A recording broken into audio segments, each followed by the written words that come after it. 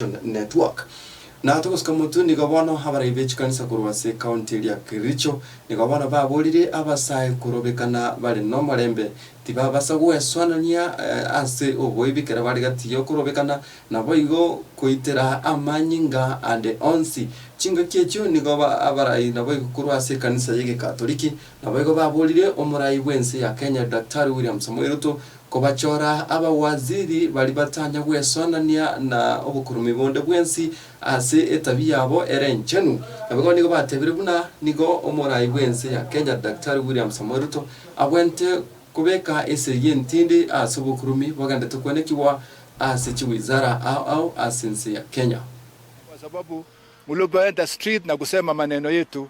Most of what you told us ni ya kwamba ilikuwa ya ukweli. The only thing that I'm requesting is kwamba if you are going to go to the street, you have your democratic right to do so because the constitution of our country will allow you to do so, provided that you don't destroy properties, musimwage damu, na musiingiliwe na watu wengine. Tunataka wanasiasa watoke kando, argue your points because we support you. We want to encourage all our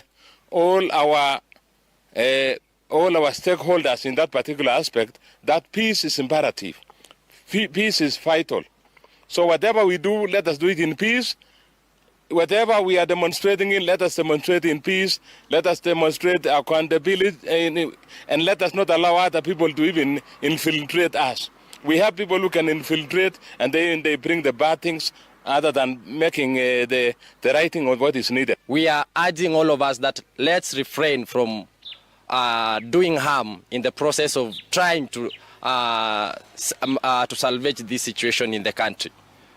As much as the Constitution gives us the right to picket and demonstrate, we have a moral duty as youths to do this in peace, in a peaceful manner. By the shameless amassing of wealth, by siphoning taxpayer hard-earned money, some of the public servants have brought dishonor to their offices and Kenyans in general. Prophet Hosea reminds us, I quote, "They have deeply corrupted themselves as in the day of Gibeah. He will remember their iniquity, he will punish their sins." End of quote. Humility has been totally lacking in leadership, treating citizens to impunity and arrogance.